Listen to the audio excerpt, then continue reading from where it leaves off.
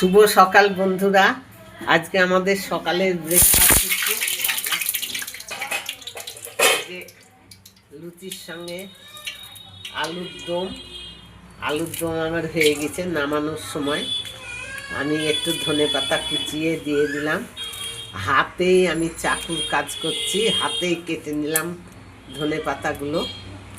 ধনেপাতা এই আলুর দমের কালারটা কেমন হয়েছে আপনারা অবশ্যই কমেন্ট করে জানাবেন। এই যে আর গরম গরম লুচি ভাজা হয়ে যাচ্ছে। এই যে লুচি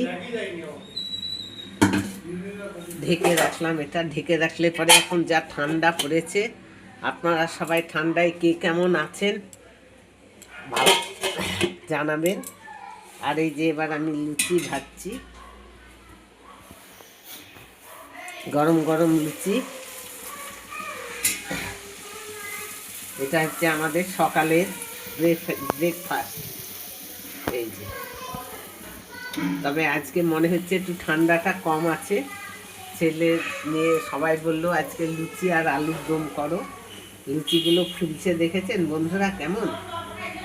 এই যে আমার এই ব্রেকফাস্টটা আর কেমন লাগলো অবশ্যই কমেন্টে জানাবেন।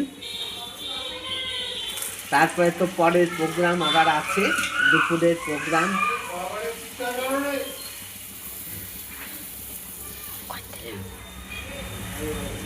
ফুলকো লুচি একদম। শুভ দুপুর বন্ধুরা।